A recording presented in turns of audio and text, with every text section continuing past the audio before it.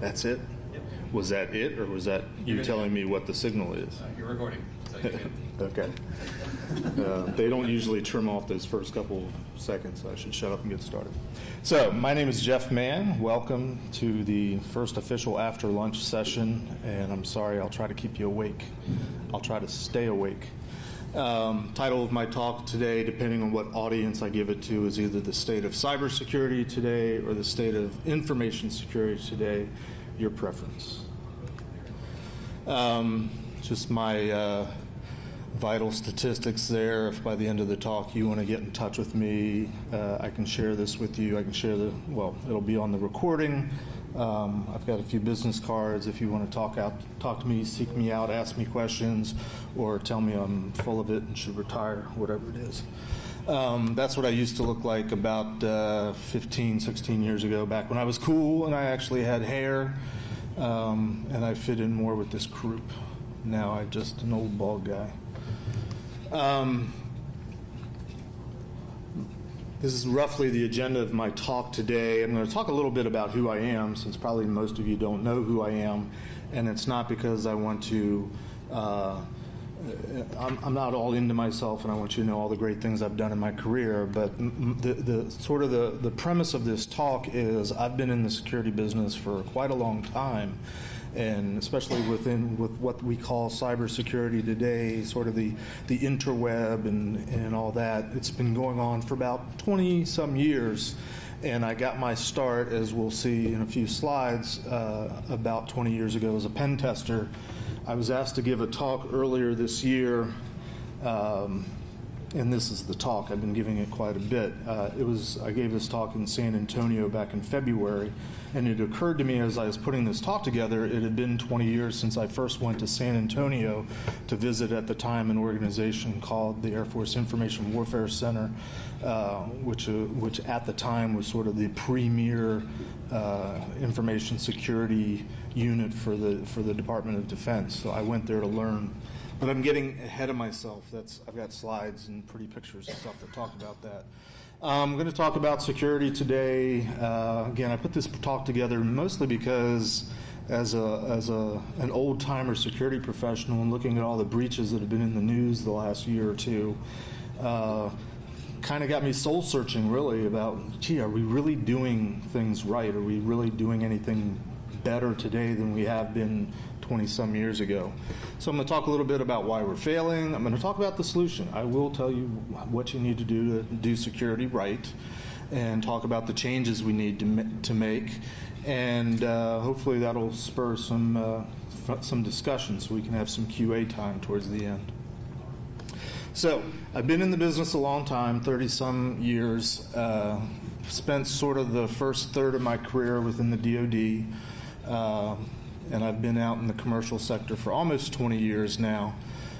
Started out as a pen tester back in the .com craze and did vulnerability assessments and security architecture work. Basically, I was a consultant, hired gun to come in and help companies figure out where their insecurities were, where their vulnerabilities were. Very similar to, if you went to the afternoon keynote, the type of work that's still being done today. And then somewhere along the line, my lifestyle caught up with me, and I was sent to PCI purgatory. PCI is the payment card industry, and I spent 10 years as a qualified security assessor, or a QSA. So I was the guy that was called to come in and do the PCI audits, compliance audits. My DoD background, I actually got started at the National Security Agency as a cryptanalyst. And I was in what was called the manual crypto system shop. The most secure crypto system in the world that cannot be broken is a one-time pad. Started with that. I was in an office that was producing one-time pads and other types of paper manual type crypto systems, which came in handy years later when I became a pen tester and wanted to do things like password cracking and stuff like that. So there was a tie-in there. Spent some time at NSA on what's called the operations side of the house, the offensive side of the house, what most people know NSA for, intercepting the communications of other adversarial countries, and if you believe the news recently, also our closest allies. Was there during Desert Shield, Desert Storm, which was that small skirmish that we had 10 years before this longest war we've ever had, which is going on in Afghanistan right now. But then I got into an intern program as a cryptanalyst and ended up back on the defensive side of the house, what we called at the time information security, or InfoSec, which is now, I think they call it IAD, information assurance. And I was part of a group that was formed to do ethical hacking, what we call today red teaming, and was sort of in at the ground floor of that for NSA. Just because this is a hacker techie crowd, I wanted to throw in a few extra slides. At the very beginning of my career, one of the first, pretty much my first project was I was approached by a customer that was using a traditional one-time pad, and they said, we've got these computers on our desk. Isn't there some way we could use it to do this encryption, decryption process rather than spend hours writing it down on paper? Now, these were case agents that were comfortably in Allied territory, but they were talking with people that were what we would call spies or turned agents that were back in those days in the Soviet Union. And they would have the one-time pad fit in the heel of their shoe, and they'd have to sneak their messages in and out. But the guy in the office had a big tablet. He had lots of luxury, lots of space to write. But even then, it took him hours to just create these messages or to decrypt these messages. So we came up with a project of turning a one-time pad into what we called a one-time floppy. We put the key and the digits and the characters that are written on a one-time pad are key, just like you can think about key today. The key is used to combine with plain text to produce a code. We put it on a floppy disk. To my knowledge, it was the first computer-based crypto system that NSA ever produced. And they really didn't like us doing it because NSA was all about building little black boxes. And one of my first advisors there said, well, there really is no such thing as software. All we do is firmware. So anyway, moved on. One of the other things I did was similar type of activity, only this was for U.S. Special Forces. They also used paper. One of the A-team members or the Delta Force members would carry a backpack with about 40 pounds of paper.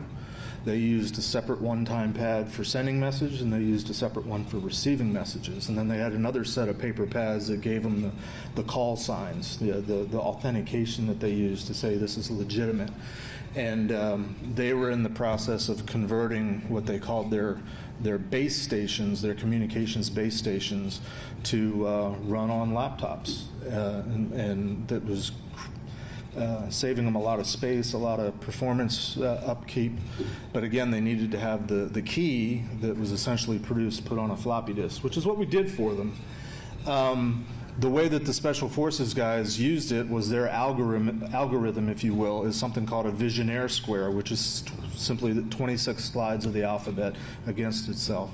And by doing that, you create unique 3-character combinations, or what we call trigraphs.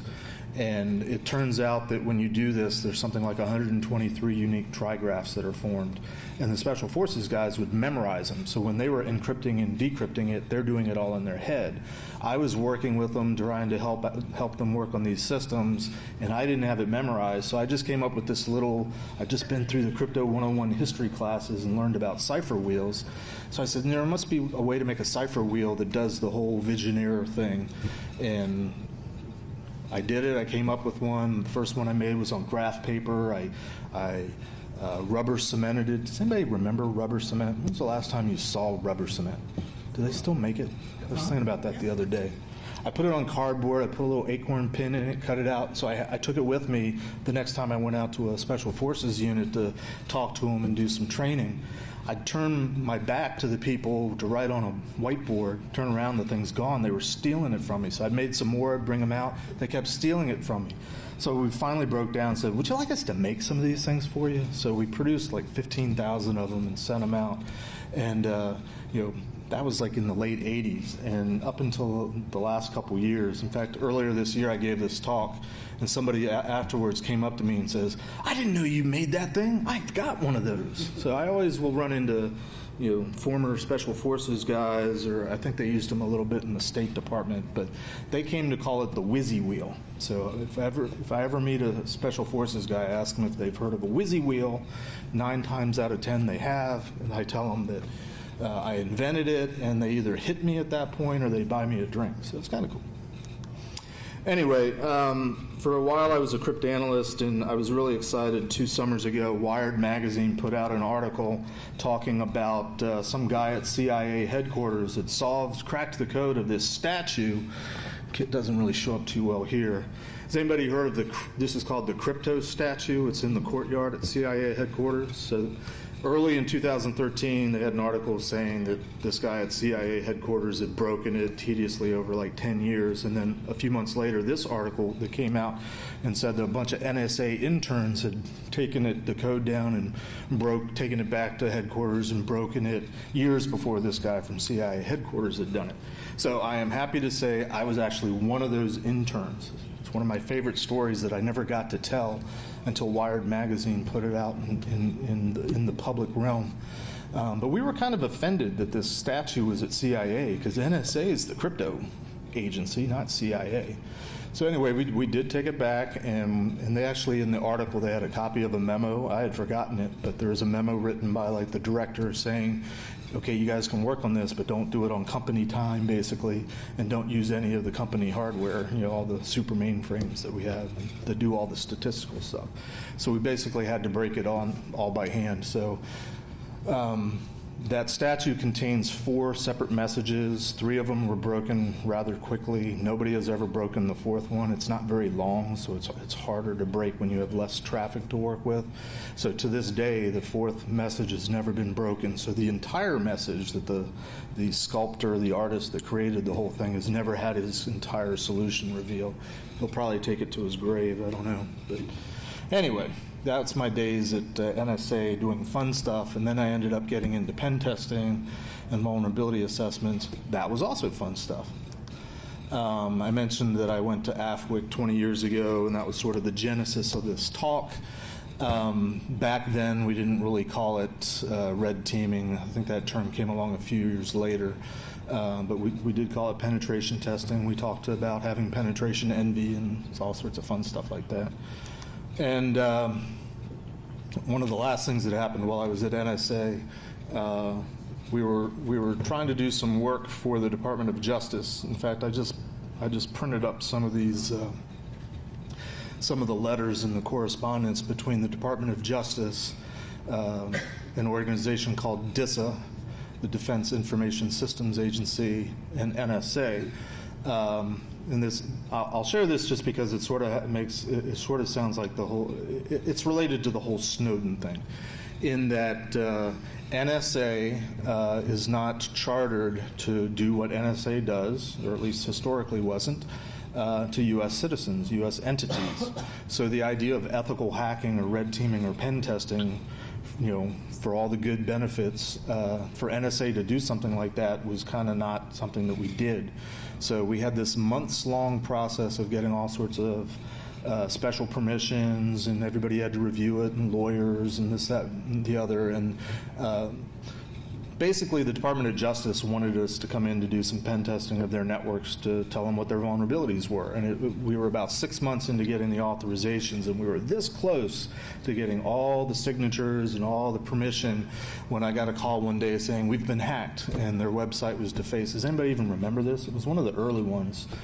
I want to say it was in August of 1996. Janet Reno was the Attorney General. They replaced her picture with a picture of Adolf Hitler. They had a link to the Playboy page. Playboy.com was brand new. Everything was brand new back then. Of course, they put the swastika up. I don't know if you can read. I don't even remember what George Washington said, but I think he said something about, I'm rolling over in my grave because of the state of security in the world today. But anyway, so I was involved in early forensics exercises. I mentioned Snowden because we actually got in trouble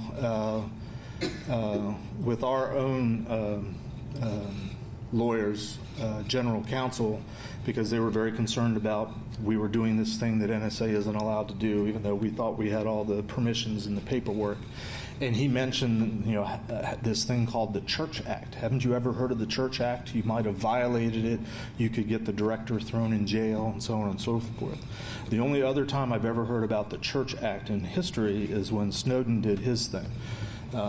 They cited the Church Act. And the Church Act was basically NSA did some things during the Watergate hearings, the time of the Watergate break-in, doing surveillance on U.S. citizens, and some congressman named Church called him out on it and created an act, a law that said specifically NSA don't do what NSA does to U.S. citizens. Have I bored you yet? Because I haven't even gotten to my talk yet. Anyway, so I got out into the private sector. I spent the first couple years doing consulting, attack and penetration testing, which really turned into vulnerability assessment, which really turned into security program architecture and development, because nobody was ready for a pen test back then, as the gentleman earlier was talking about. And somehow I ended up doing PCI, and I was there for 10 years. Doing the QSA work, trusted advisor, basically doing a lot of teaching and a lot of consulting.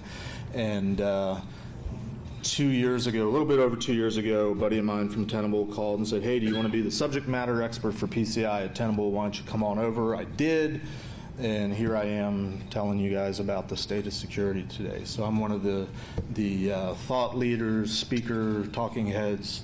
Has anybody heard of Tenable? Okay. If you haven't heard, Tenable announced this week we just got a second round of investment funding, $250 million. It's a phenomenal amount of money to be invested in a very mature industry, vulnerability management. And I only mention this to say that we're doing a lot of hiring. If anybody out there is looking for a job, definitely check out our career page. We're hiring hundreds of people, all sorts of different positions. I mentioned I was a QSA, and I just want to put this up there to show the different companies that I worked for. I worked for a practice in the mid-2000s that, for whatever reason, we were the QSA group that was called in to help out the companies that had been breached in the mid-2000s, mostly by the Gonzalez hacking ring. So some of those names are up there more or less prominently displayed. I've been to lots of different types of companies, and this is just within the structure of PCI. Obviously retail, but there's also gas stations, banks, insurance companies, e-commerce companies, web companies, call centers, data centers. You name it, it's up there. There's a lot of diversity, and card brands themselves I've done work for. So the ones that are kind of huddled in the middle are the ones that were probably in the news in the mid-2000s. Hopefully you recognize some of those names. Not to pat myself on the back or anything like that, but just to say that even as a QSA, I've had kind of a unique experience, because there aren't a whole lot of people in the world that can say, oh, well, we were part of the team on the ground at Heartland days after their breach, trying to get them back into the good graces of PCI. So anyway, let's move on. Where do we stand today? Again, this is kind of a retrospective on 20 years of being in the information security, the internet security, InfoWeb kind of business. And again, I kind of started off writing this as sort of soul searching. Gosh, are we doing better? Because 20 years into it, what happens? We got these major breaches, and I probably need to update this with what was the latest one a couple weeks ago? TalkTalk. Unfortunately, we keep adding to the list of the breaches. But what's working? Phishing attacks are working. We still have issues with passwords, not only weak passwords, but shared passwords, and not only shared passwords, but default passwords, default settings. Does any of this ring familiar to you? It keeps us all in business if we're in the pen testing business. And then, to add insult to injury, some of the things that we've relied on for 20 years is the building blocks and the tools we use. Things like the bash shell. Turns out it has vulnerabilities in it that are 20 years old. And what's different today? Technology is obviously a lot faster. We're not just looking at hardwired networks anymore. We're looking at virtual networks. We're looking at everything's moving to the cloud now, and we're passing the buck on to a cloud provider and trusting them to be more secure because that's the business they're in. So we're outsourcing a lot of this. It doesn't sit well with me. I don't know how it sits with you guys, but it just kind of makes me a little concerned. You think about what are the motivations of the bad guys, what are the threats today, whether you call them hackers or not, or if you get hung up on the names. But obviously they've figured out a way to monetize the data that they're stealing. That's probably first and foremost. Whether they're doing it for political activism, hacktivism, or just simply to make a buck. The threat is real and it's certainly out there. And as a former pen tester, and what I always used to tell my customers, they've got infinitely more resources and time to do what they do than what you're giving us in terms of time to try to figure out what's wrong and try to protect it. So it's sort of the deck is stacked in the favor of the bad guy, if you will. So why are we failing? This is a little bit my opinion, but I think I believe in my opinion because I've been in the business so long. But I think overall in this industry or in the business world, there's this over-reliance on technology. Companies don't have the skills and the training. They don't have the people. That's one of the buzzwords around the industry these days, the hacker community, the security community. There's a labor shortage. There's not enough people out there that know what they're doing. So there's this, for many reasons, there's a reliance on technology. And you might have heard it said that there's no such thing as a silver bullet solution. And I believe that and I ascribe to that. But what companies have done too often is they've gone out and bought every silver bullet they can find, so they end up with a whole magazine full of silver bullets. And so they have all these things, and they think that makes them secure. Now, this list is a little bit biased because it's just strictly because I've had PCI on the brain for so long. This is kind of a list of things that you need for PCI compliance to cover all the different security requirements. But 20 years ago, when companies were starting to get on the internet, it was, we have to have a firewall. And shortly after that, it was, well, you need to have intrusion detection, or you need to have a pen test, or you need to have vulnerability scanning, or you need to have, what is it today, the big ones, a SIM solution. You need to encrypt your data. You need to have two-factor authentication. You need this, you need that, you need this. And companies buy it. They go out and buy all this stuff, and where does that leave them? I don't know, but big companies are still getting hacked and still getting breached. So what makes a network insecure, to my way of thinking, is sort of a combination of they've got all this stuff, but very often, and I've seen this time and time again as I've gone into customers and I've asked them, okay, what's the strategy here? They don't know. They don't have a written information security policy, and by that I mean they don't have a plan, they don't have a strategy. Very often companies, they know they need to do something, but they haven't really thought out what is it I'm trying to protect, and where is it, and to what degree do I need to protect it. You can argue whether compliance programs are good or not, but the PCI, again, as an example, has done nothing, if else, taken a whole lot of companies that wouldn't ordinarily have done a whole lot for security in general, and they've forced them to become more secure just because they've forced them to understand a little bit more what's going on in their environment. And that's really the push of PCI these days. So it's a gimmick to get out of the business of PCI by de-scoping things. But to de-scope things, you have to know where things are. So there's sort of this inverse relationship, and there's this hidden benefit, whether it's intentional or not, of if you want to remove the scrutiny of PCI, you've got to identify all the sensitive data in your network and either remove it or isolate it. To do that, you have to understand where it is. So all these companies that are trying to get out of the business of having to do this burdensome PCI thing are cleaning up their network.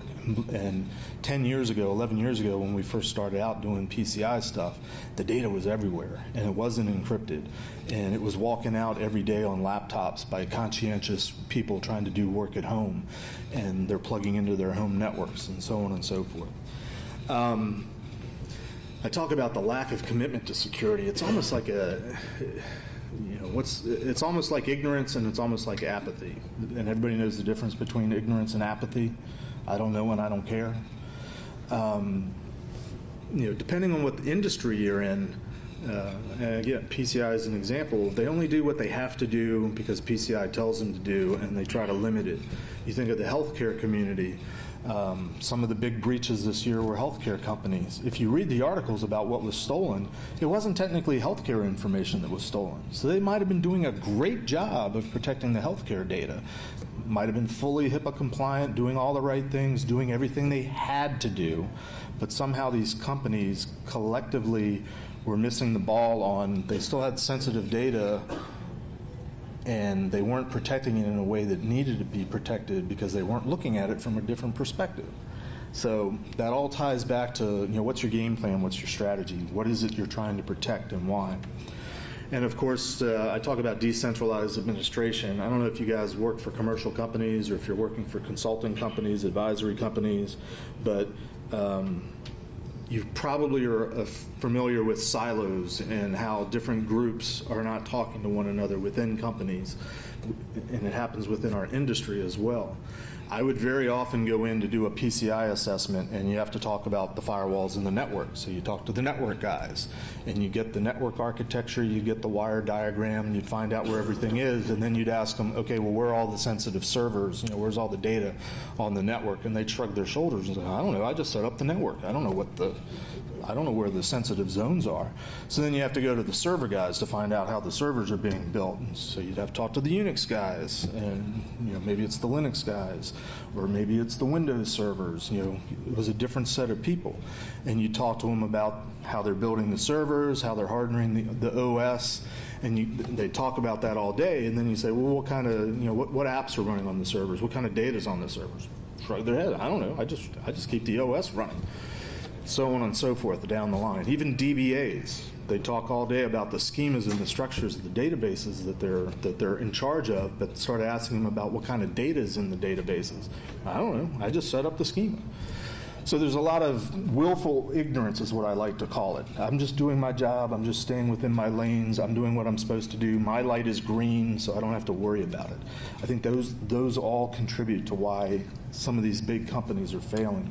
And by failing, I mean they're getting breached. So on the flip side of that, what does that mean we need to be doing?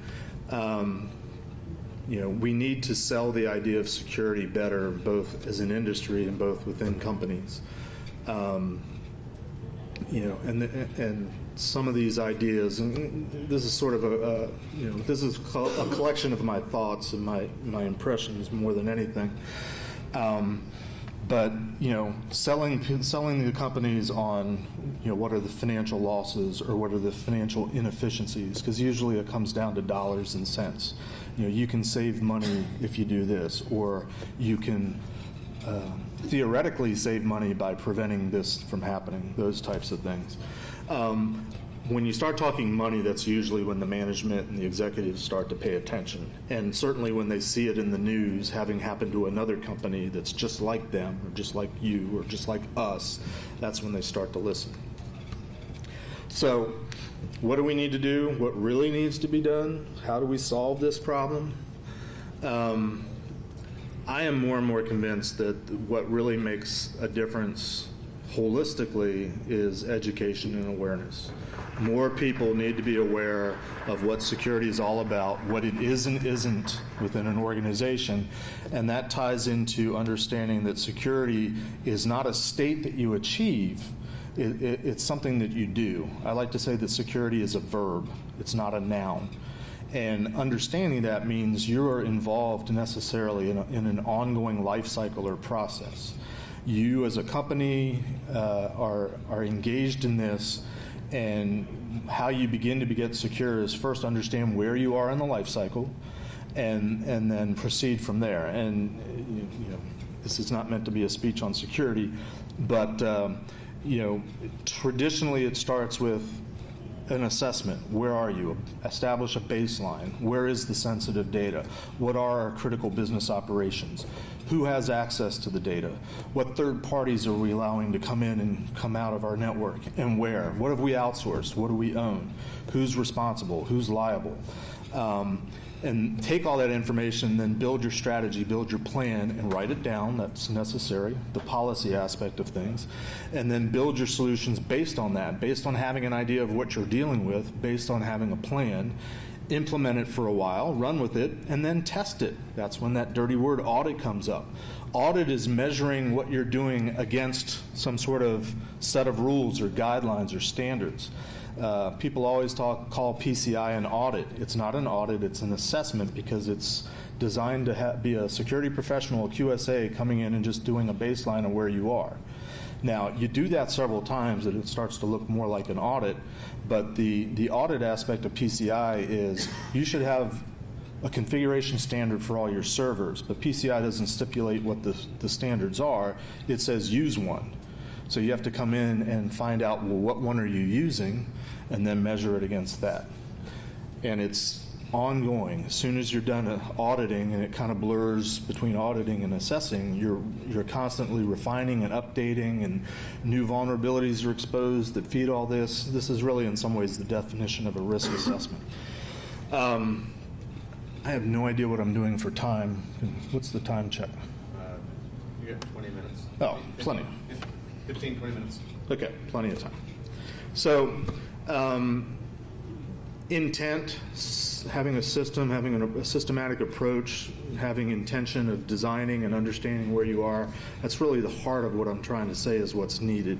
And that necessarily needs to be written down in the sense of you don't need to have this, shelf full of documents or, a file system full of PDFs of what your policy is. And I used to see this all the time. PCI requires your policies to be reviewed annually. So I would very often come on site and the 50 documents had been reviewed one day the week before I got there. All of them on one day had the same date. Yeah, I knew that they weren't really reviewing critically what the thing said and updating it. They were just changing the date. And sometimes I'd let that slide and sometimes I wouldn't. But the understanding that you need to have it written down, you need to have it embraced by your entire company to the appropriate level. Ownership, having everybody understand what their role is and how they fit into everything. And then understanding ultimately that it's not just what technology solutions, what security solutions do we need to have in place, and then we can sit back and say, okay, we're done, we're protected. So let me blow through this. What is an information security policy? I've kind of been describing it. It's your plan, it's your strategy, it's a way to justify expenditures, it's the way to decide if you're investing in this or that. Do you need one of these or three of these, or who gets what? It's a way to go before your whoever your budget committee is within your company to justify not only the investments, and technology is necessary, don't get me wrong. I'm not saying you can't do it without technology, but understand what the role of the technology is. Understand that the technology is ultimately a tool, but a well-informed workforce and staff, especially within your IT group or your security group, is ultimately what changes things. But a lot of people think, well, security policy, that's just writing. I mean, if you're a developer, how much do you love documenting the code that you write? Nobody likes to write stuff down. I think that's a universal truth. In the early days, we talk about policies, and the firewall rule set in the early days was referred to as the firewall policy, the configuration. Well, that's not what we're talking about. We're talking about that overall guide, that overall strategy that dictates how everything is accomplished and how everything is implemented. As I said, a policy helps you build a business case. Companies are businesses. Most businesses are run by people that understand business and business processes. So putting the need for security within your company in the language that the business people understand is key. And again, the compliance requirements really help. I used to come in and just whisper, hey, I know what's wrong with your network more than I do. What do you need? Because if I slap PCI on it, guess what? You're going to get it. And they're like, really? I'm like, yeah, really. Test me on this. And so we'd test it, and they'd get it, and they're like, oh, you're my best friend, because I had this magic cape that if I said they needed something, the management didn't understand, but they said, PCI, we want it to go away, blank check. Well, you can have whatever you want. So that's a little trick you can do, hopefully, internally as well as if you're in a consulting role. when you have it written down, when you have a strategy, when you have a framework, everything kind of runs more efficiently and everything works better and things start to happen. And again, I can't emphasize enough, it's not all about just throwing technology at the problem. Why policy efforts fail? Because nobody does everything that I've just been describing, basically. That's my synopsis of that. I'm trying to keep moving. The keys to success: changing the corporate culture. I was talking to a healthcare crowd a couple weeks ago, and they were saying that's the number one problem within the healthcare industry, is convincing doctors that they need to have a password, and they need to use it, and they need to change it, because doctors are not accustomed to being told what to do. So they've got this incredible culture problem within the whole industry that they're trying to shift. They know they want to, they know they need to, they don't want to be the next Anthem of the world, but they're still faced with this corporate culture, this cultural problem of, we don't want to do security, it's too hard or it's too inconvenient. So there needs to be buy-in from the top down. The line employee, the regular workers within a company, they need to see it being done by their bosses and their executives. Because if they're not walking the walk, they know, it doesn't really matter. And that means the CEO can't turn over his password and his email accounts, or these days it would be his mobile device or his tablet, to his secretary or his an executive assistant, and let her have access to it and let her take it all over the place and rely on her to keep it secure, so on and so forth. So, the first question to ask yourselves if you're working for a company or if you're advising companies is to try to identify where you are within this life cycle so you can proceed from there. Now, for my punchline, the heart of this presentation that you've just seen is verbatim a presentation that I gave when I first came out into the commercial world 18 years ago. Haven't changed a thing. Threats and motives, nothing's changed. Life cycle, nothing's changed. So now I ask you, and this is where we hopefully get into a conversation and a dialogue, if nothing's really changed, what needs to change? And I'm not saying I was cornering the market on thinking this is where security needs to be 20 years ago. The industry was saying all of this 20 years ago. Security practitioners have been saying this all along. Nothing has ever changed. So, again, this is my opinions and trying to sum up a lot of ideas and a lot of frustration of, how as an industry do we do better? But I think if you're in a consulting role or if you're within your own company, you need to help try to understand and identify first what the problem is. And that sounds so basic, but a lot of companies I've been to, they don't understand what it is that they're trying to protect or what it is that they're trying to protect against. They know they need a this. They know they need a that. Why? I don't know why. Because I need to check the box. Within our security industry, I think we're culpable because most of the security industry is driven by vendors, and vendors are selling solutions. And do I say it on this slide or the next slide? But vendors lie. I used to see that all the time as a consultant. And then I became a vendor, and I realized, well, it's not always the vendors are lying. Some of them are conscientious and well-meaning, but they're as ignorant and uneducated and uninformed as everybody else. So they think they're saying the right thing. They think they're doing the right thing. They're using the buzzwords, or to put it in 2015 terms, they've got the latest logo of the latest vulnerability, so they think they're solving the problem. We need to break down we need to break down what the problems are to simple issues that can be digested. And security is not really that complicated. It means you have to be paranoid, and you have to assume that things are going bad, and you have to watch your network, and you have to know everything that's going on so you can see when something weird is happening, because the something weird probably means something bad is happening. And we need to communicate more within the industry, within companies. We need to break down the silos and the stovepipes.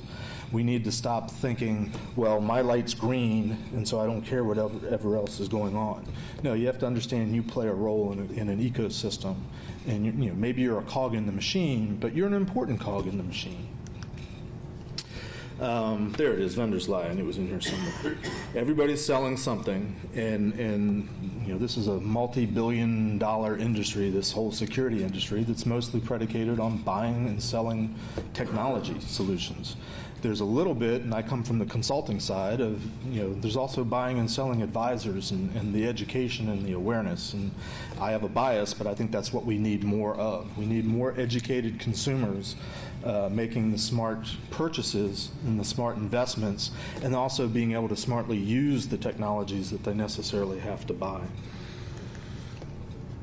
So again, define the problem, education and awareness. I think those are at the top of the list, which is all just, we need to talk, we need to educate others. You guys know more than I do. I know something about something that you don't. Let's keep talking. That's why B-Sides things are so great. But we're still sort of this one little silo within a community. You need to go out and talk to the IT guy. You need to talk to the DBA. You need to talk to the business person. And we need to stop calling everybody that doesn't understand it the way we do stupid or ignorant or uninformed, and educate them. Because there was a time when we didn't know it, probably. I think there's a certain amount of ownership that we need to take as an industry and take responsibility for our role of action or inaction in why we've gotten to this place. So again, security is a verb. It's a lifestyle. It's something we do. And it starts with you. Be the change that you want to be or you want to see. Set aside there's not too much arrogance or anything like that in this industry. But we need to be humble and we need to teach. We need to, if somebody doesn't know, explain it to them. And explain it to them in a way that they can understand it. And the best way to learn to communicate is to first shut up and listen. I've learned. People talk about this whole industry being a game, and gaming is certainly a huge part of the industry. I tend to think of it more of a puzzle, because puzzles have solutions. There might be more than one solution. There's not always one size fits all solution, but there's usually a solution out there to whatever the problem is, or the puzzle. And the puzzle is not just how do we fix a problem. The puzzle I'm talking about is how do we fix this industry. There's ways to do it, and I'm not saying I have the right answer. I'm saying I have ideas of what I think is where we need to be going. Good communication, building trust. It's going to take time, and so on and so forth. Questions, comments? Wake up. Yes, sir. I just had a comment more or less. You're saying that security, I was kind of thinking of a paradigm of the Police Academy movies, and you know how Lieutenant Hooks was always the soft-spoken person until she got really upset and then she started to be more voiceful. And I always think that security now is always that her character of, I'm going to be soft-spoken and security. And you kind of made it like a presentation of, let's, be a little bit more voiceful and loud about, our jobs, because a lot of people don't care about security. It's all about dollars, or it's all about just, we don't care. If somebody hacks us, it hacks us, or, Snowden comes around and says all this crap, and it happens. And I kind of wanted to make that point that you've made that, go out and be more voiceful and say, hey, we got to care about this, because down the road, you want to avoid those things, and if you do, then you make more money. Right. You don't have these problems. Right. Yeah, I mean, the biggest soul searching I've been doing over the last year and a half is like, is any of this worth it? I like to think that I go into a customer and I make a difference because I come away, they're a little bit more secure. Not that they're secure, but they're not going to get hacked tomorrow. Knock on wood, none of the companies that I worked with, over the last 10, 12 years have been in the news recently. Now, unfortunately, a lot of them were my customers because they had the week before been in the news. Far and away, too many companies get it. They get religion because they get breached, and then they start doing things. Then the purse strings open up.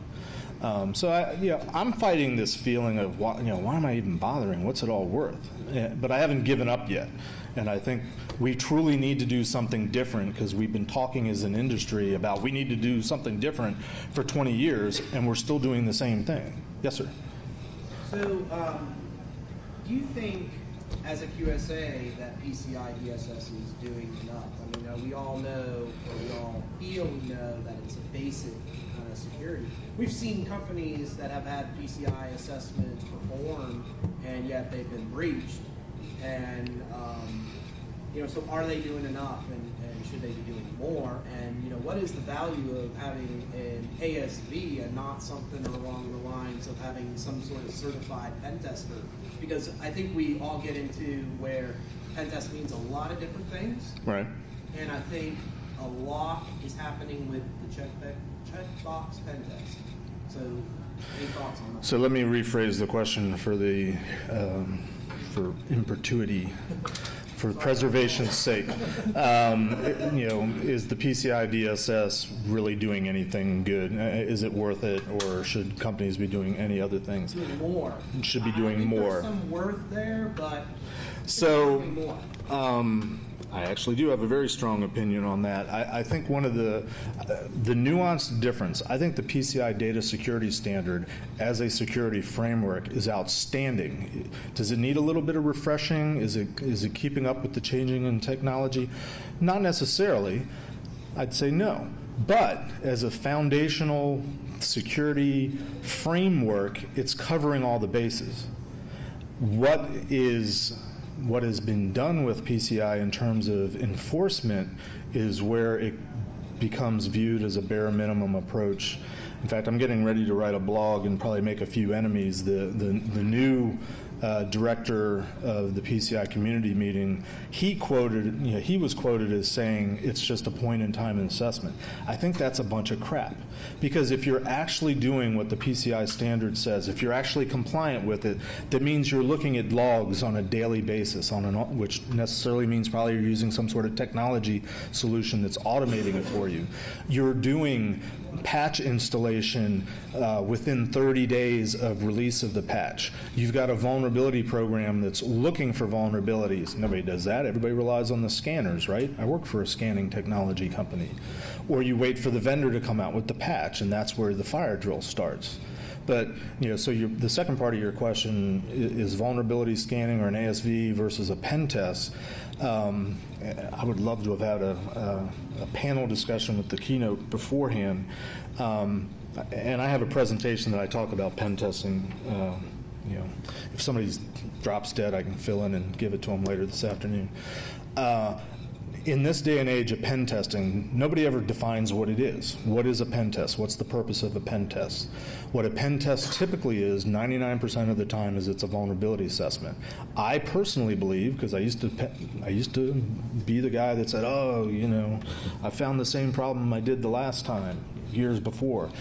Well, that could mean they're not doing their job. It could also mean you as a pen tester aren't doing your job either, because you're not educating and providing the justification for making the change. But in today's age, a pen test should really be not vulnerability based at all. Because take PCI as an example. You've secured your network, you've secured your systems, you have patch management in place, you've got vulnerability management in place, you're doing an annual risk assessment, you're scanning at least quarterly, and they're saying you get a clean result at least quarterly, which necessarily means you're scanning more often than that. You're doing an annual pen test. You're doing all these things.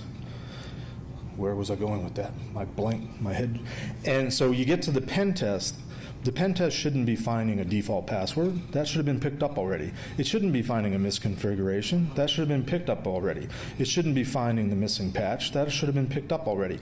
What a pen test is always supposed to have been is you've put the secure things in place, and then the pen test is used to find out what you're missing or to connect the dots on things that are necessarily out there. So essentially a pen test should be threat-based. It should be emulating what the bad guy is trying to do to break into your network, and can you detect them and can you catch them?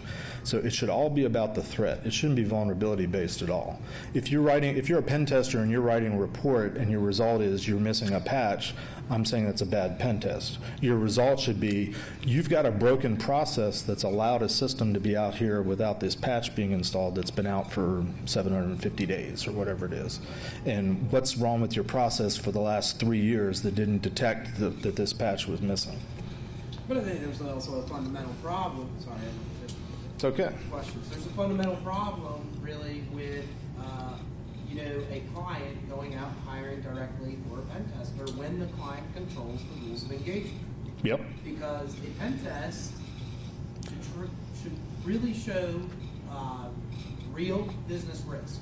Yes. And if the client says you can only look at this one aspect and you can't go further and pivot, then you and I haven't pen tested in a long time, but as a QSA, I had to review a lot of pen test reports. I used to get into arguments with my own company's pen testers because one of their favorite findings was, and it was a critical finding, was they found an FTP server.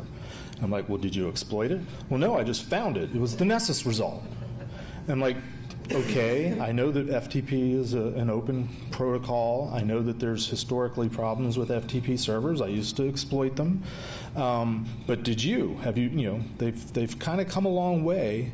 And in fact, in the early days, the FTP was a good target as a server because it contained all the users and passwords, user IDs and passwords for the domain, for the network.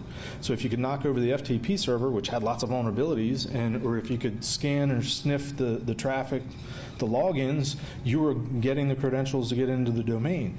Most companies don't run them like that anymore. Most FTP servers are sandboxed. Most, and of course not all, but again, you should know not to use your same password on an FTP server as your domain password.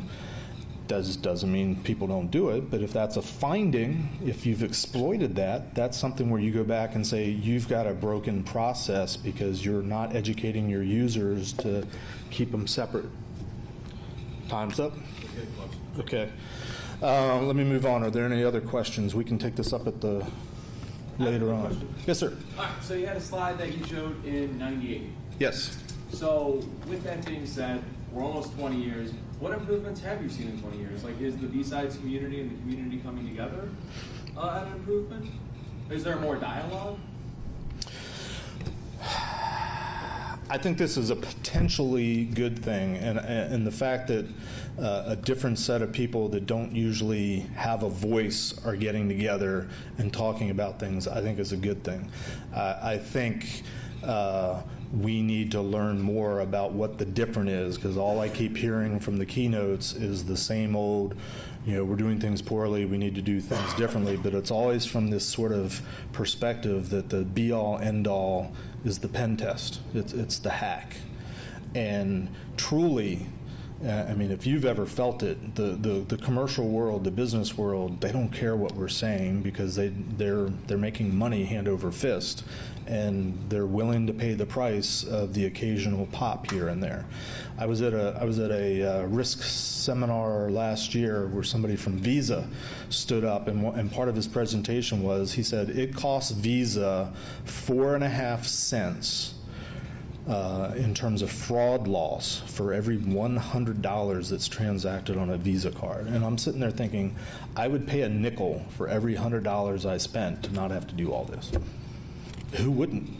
And it's like, why are we even bothering? Of course, Visa spends gazillions of dollars on fraud prevention to get that number down, but that's what they've gotten it down to.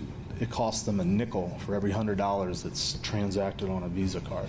So, as a quick plug, and we'll wrap it up, my next talk that I'm doing in the evolution of my thoughts, and I hope to do it at a couple B-sides next year, is an attempt to teach us, this community, how to communicate and get our point across better. Because we're great at talking amongst ourselves, but we don't typically do too well talking to what I've heard somebody refer to as the muggles, which again is something we need to stop doing. We need to learn how to speak the language of business. You've heard that up front, but I'm going to give a talk on it just based on my 20 years of going into companies and having to talk to all sorts of different types of people. And then ultimately I'm trying to put together a training course. And my first experience at NSA, that thing that I was talking about, building a computer-based encryption system, NSA had never done that before. So I'm 25 years old having to pitch it to essentially the board of directors of NSA, explaining to them why it was a good thing to do and how we could do it securely and how it was okay for us to proceed with that. I've never looked back from that. I can talk to anybody, any group, because as a 25-year-old, I was pissing my pants up there in front of all these suits, gray-haired, much older. Of course, they're my age now, or I'm the age of them at this point. But that was scary for a 25-year-old to do. How many of us have the opportunity to get up and speak in front of a group? This is a great place to start. That's one of the reasons why B-Sides exists, is to give everybody an opportunity to just stand up and speak, learn how to talk to a group, to individuals. There's a lot of really smart people around here with a lot of great ideas that and as a group, we don't often get heard by others. And there's reasons why that is that I think we can get beyond. And again, it's education, it's awareness, and it's training, and it's opportunity. So I think I'm probably blown past the time, so thank you guys. And hopefully we'll hang out at dinner tonight and talk more.